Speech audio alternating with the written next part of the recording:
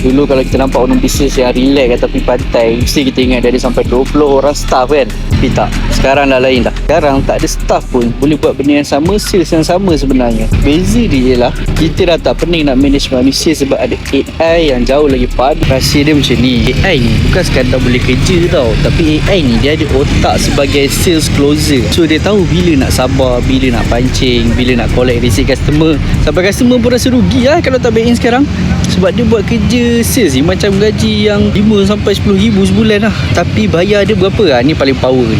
Paling power, cost dia ratus-ratus je sebulan, tapi boleh buat sales sampai RM250,000. Walaupun jual produk yang RM30-50 je. Yang paling best, dia tak ada fee macam TikTok, tak ada content nak kena buat sehari 10. Tiba-tiba je sales boleh masuk.